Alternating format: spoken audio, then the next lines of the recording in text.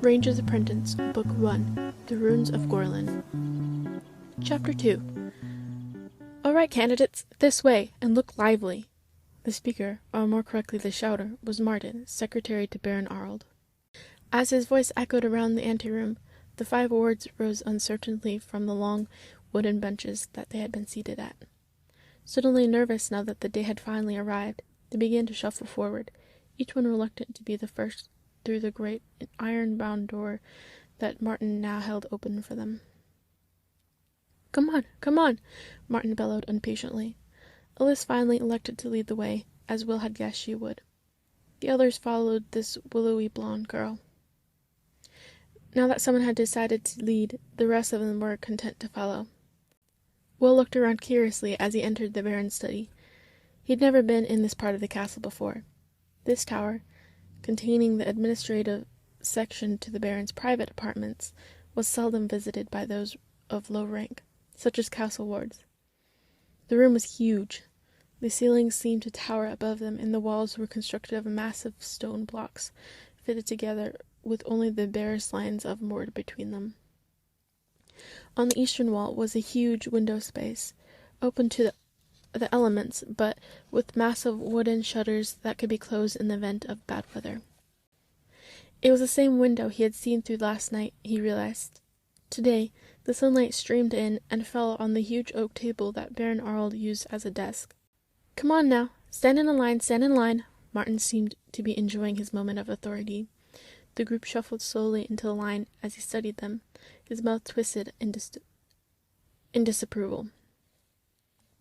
"In Sai's place, tallest this end." He indicated the end where he wanted the tallest of the 5 to stand. Gradually, the group rearranged itself. Horace, of course, was the tallest. After him, Alice took her position, then George, half a head shorter than she, and painfully thin. He stood in his usual stoop-shouldered posture. Will and Jenny hesitated. Jenny smiled at Will and gestured for him to go before her, even though she was possibly an inch taller than he was. That was typical of Jenny.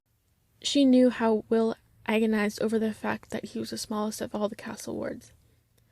As Will moved into the line, Martin's voice stopped him. "Not you! The girl's next." Jenny shrugged apologetically and moved into place where Martin had indicated. Will took the last place in line, wishing Martin hadn't made his lack of height so apparent. "Come on, smarten up, smarten up." "Let's see you at attention there," Martin continued, then broke off as a deep voice interrupted him. "I don't believe that's totally necessary, Martin." It was Baron Arnold, who had entered, unobserved, by way of a smaller door behind his massive desk. Now it was Martin who brought himself to what he considered to be a position of attention, with his skinny elbows held out from his sides, his heels forced together so that his unmistakably long, bowed legs were widely separated at the knees, and his head thrown back. Baron Arnold raised his eyes to heaven. Sometimes his secretary's zeal on these occasions could be a little overwhelming. It was well known, however, that Baron Arnold was fond of his food and drink, so his considerable bulk was not totally attributable to his muscle. Beard, that, like his hair, was beginning to show the traces of gray that went with his 42 years. He had a strong jaw, a large nose, and dark, piercing eyes under heavy brows. It was a painful face, but not an unkind one, Will thought. There was a surprising hint of humor in those dark eyes. Will had noted it before, on the occasions when Harold had made his infrequent visits to the ward quarters to see how his lessons and personal development were progressing. "Sir," Martin said at the top volume, causing the Baron to wince slightly, "the candidates are assembled." "I can see that. Perhaps you might be good enough to ask the craftmasters to step in as well." "Sir," Martin responded, making an attempt to click his heels together. As he was wearing shoes of soft, pliable leather, the attempt was doomed to failure. He marched forward toward the main door of the study, all elbows and knees. Will was reminded of a rooster. As Martin laid his hand on the door handle, the Baron stopped him once more. "Martin," he said softly, and the secretary turned an inquiring look back at him as he continued in the same quiet tone. "Ask them. Don't bellow at them. Craftmasters don't like that." "Yes, sir," said Martin, looking somewhat deflated. He opened the door, and making an obvious effort to speak in a lower tone, said, "Craft-masters, the Baron is now ready." The craft school heads entered the room in no particular order of precedence. As a group they admired and respected one another, and so rarely stood on strict ceremonial procedure. Sir Rodney, head of the battle school, came first. Tall, broad-shouldered, like the Baron, he wore the standard battle dress of chain-mail shirt under a white surcoat emblazoned with his own crest, a scarlet wolf-shed.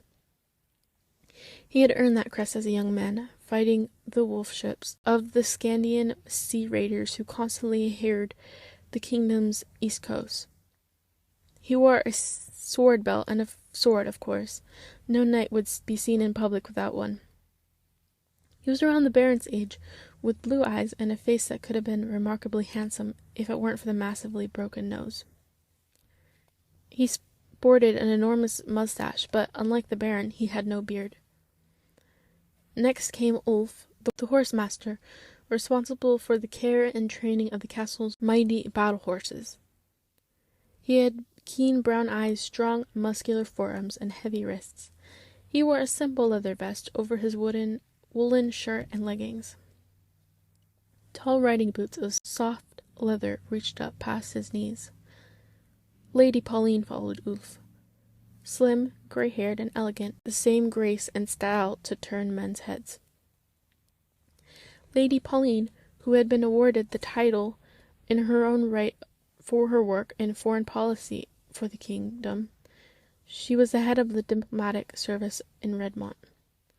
Baron Arnold regarded her abilities highly, as she was one of his close confidants and advisers. Harold often said that girls made the best recruits to the diplomatic service. They tend to be more subtle than boys, who gravitated naturally towards battle school. And while boys constantly looked to physical means as a way of solving problems, girls could be depended on to use their wits. It was perhaps only natural that Nigel, scribe-master, followed close behind Lady Pauline. They had been discussing matters of mutual interest while they waited for Martin to summon them. Nigel and Lady Pauline were close friends, as well as professional colleagues. It was Nigel's trained scribes who prepared the official documents and communiques that were so often delivered by Lady Pauline's diplomats. He also advised on the exact wording of such documents, having an extensive background in legal matters. Nigel was small, wiry man with a quick, intensive face that reminded Will of a ferret. His hair was glossy black, his features were thin, and his dark eyes never ceased to be roaming the room. Master Chubb, the castle cook, came in last of all.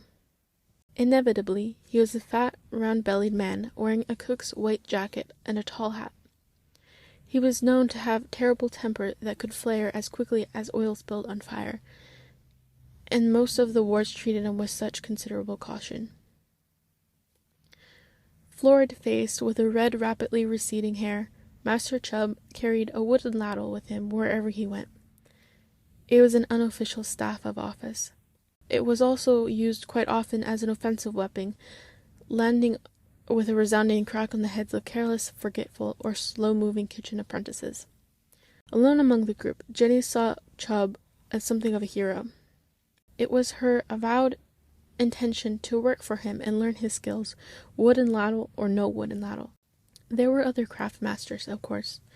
The armorer and the blacksmith were too. But only those craft masters who currently had vacancies for apprentices would be represented today. "The craft masters are assembled, sir," Martin said, his voice rising in volume. Martin seemed to equate volume and the importance of the occasion in direct proportion. Once again, the Baron raised his eyes to heaven. "So I see," he said quietly, and then, in a more formal tone, "Good morning, Lady Pauline. Good morning, gentlemen." They replied, and the Baron turned to Martin once more. "Perhaps we might proceed?" Martin nodded several times, consulting a sheaf of notes he held in one hand, and marched to confront the line of candidates. "Right. The Baron's waiting. The Baron's waiting. Who's first?" Will, eyes down, shifting nervously from one foot to the other, suddenly has a strange sensation that someone was watching him. He looked up and actually started with surprise as he met the dark, unfathomable gaze of Halt the ranger. Will hadn't seen him come in the room. He realized that the mysterious creature must have slipped through a side door while everyone's attention was on the craftmasters as they made their entrance. Now he stood behind the Baron's chair and slightly to the side, dressed in his usual brown and gray clothes wrapped around his long, mottled gray and green ranger's cloak. Halt was an unnerving person. He had a habit of coming up on you when you least expected it, and you never heard his approach. The superstitious villagers believed that rangers practiced a form of magic that made them invisible to ordinary people. Will wasn't sure if he believed that, but he wasn't sure if he disbelieved it either. He wondered why Halt was here today. He wasn't recognized as one of the craftmasters, and, as far as Will knew, he hadn't attended a choosing session prior to this one. Abruptly, Halt's gaze cut away from him, and it was like a light had been turned off. Will realized that Martin was talking once more. He noticed that the secretary had a habit of repeating statements as if followed by his own personal echo. "Now then, who's first? Who's first?" The Baron sighed audibly. "Why don't we take the first in line?" he suggested in a reasonable tone, and Martin nodded several times. "Of course, my lord, of course. First in line, step forward and face the Baron." After a moment's hesitation, Horace stepped forward out of the line and stood at attention. The Baron studied him for a few seconds. "Name?" he asked, and Horace answered, stumbling slightly over the correct method. "And do you have a preference, Horace?" the Baron asked, with the air of one who knows the answer is going to be before he says it. "Battle school, sir," Horace said firmly. The Baron nodded. He'd expected as much. He glanced at Rodney, who was studying the boy thoughtfully, assessing his suitability. "Battlemaster?" the Baron said. Normally he would address Rodney by his first name, not his title, but this was a formal occasion. By the same token, Rodney would address the Baron as Sir, but on a day like today, my lord was a proper form. The big knight stepped forward, his chain mail and spurs chinking slightly as he moved closer to Horace. He eyed the boy up and down, then moved behind him. Horace's head started to turn with him. "Still," Sir Rodney said, and the boy ceased its movement, staring straight ahead. "Looks strong enough, my lord, and I can always use new trainees." He rubbed one hand over his chin. "You ride, Horace Altman?" A look of uncertainty crossed Horace's face as he realized this might be a hurdle to his selection. "Well, no, sir, I... He was about to add that castle wards had little chance to ride, but Sir Rodney interrupted him. "No matter, that can be taught." The big knight looked at Baron and nodded. "Very well, my lord, I'll take him for battle school, subject to the usual 3-month probationary period." The Baron made a note on a sheet of paper before him and smiled briefly at the delighted and very relieved youth before him. "Congratulations, Horace. Report to battle school tomorrow morning, 8 o'clock sharp." "Yes, sir," Horace replied, grinning widely. He turned to Sir Rodney and bowed slightly. "Thank you, sir." "Don't thank me yet," the knight replied cryptically. "You don't know what you're in for."